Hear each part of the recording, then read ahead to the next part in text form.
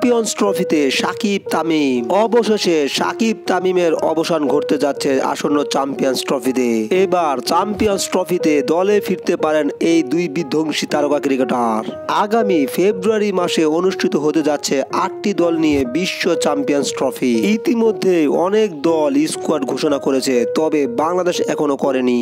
আগামী 12 তারিখে স্কোয়াড ঘোষণা করা শেষ দিন, আর তাই বাংলাদেশের শক্তি বাড়াতে তামিম সাকিবকে নিয়ে চ্যাম্পিয়ন্স ট্রফিতে খেলতে যাওয়ার পরিকল্পনা ঘটাচ্ছে বিসিবি। তাছাড়া এবার চ্যাম্পিয়ন্স ট্রফিতে সেরা একাদশে কে কে থাকছেন এ নিয়ে বিস্তারিত থাকছে পুরো ভিডিওতে। অবশ্যই ভিডিওটি না টেনে সঙ্গেই থাকুন। ক্রিকেটে এবং ক্রিকেটের বাইরে সাকিব তামিম দ্বন্দ্ব অনেক আগে থেকেই। এই দ্বন্দ্বের মাঝে বাংলাদেশ ক্রিকেটও অনেক পিছিয়ে গিয়েছিল। দলে ছিল না কোনো ভালো ওপেনার এবং ভালো অলরাউন্ডার। এই ঘাটতি সব সময় লেগে রয়েছিল টিম টাইগারদের। আর তাই আজ তামিমকে নিয়ে বৈঠকে বসেছে বিসিবি, আর সাকিবের সাথেও পরিকল্পনায় আছে বিসিবির কর্মকর্তারা।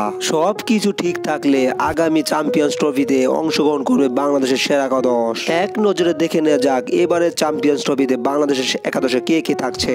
দলে থাকছেন দুই ওপেনার তামিম ইকবাল খান এবং সৌম্য সরকার। তাছাড়া 3 নম্বরে ব্যাট করবেন অধিনায়ক নাজমুল হোসেন শান্ত এবং 4-এ খেলবেন সাকিব আল হাসান। 5 নম্বর থাকছেন তাওহিদ হৃদয় এবং 6 নম্বরে মাহমুদুল্লাহ রিয়া। সাথে থাকছেন মুশফিকুর রহিম এবং 8 নম্বর থাকছেন জাকের আলী অনি। তাছাড়া 9 নম্বর থাকছেন আরেক অলরাউন্ডার মেহেদী হাসান মিরাজ এবং 10 নম্বরে তাসকিন আহমেদ এবং সর্বশেষ 11 নম্বরে খেলবেন মুস্তাফিজুর রহমান। এর বাহিরেও থাকছেন লিটন কুমার দাস, তানজিম হাসান সাকিব, নাসুম আহমেদ এবং নাহিদ রানাদের মতো ক্রিকেটার। তো দর্শক, এবার চ্যাম্পিয়ন্স ট্রফিতে সাকিব তামিম দ্বন্দ্বের অবসান ঘটলে অবশ্যই সেরা একাদশ নিয়ে মাঠে নামতে যাচ্ছে বাংলাদেশ।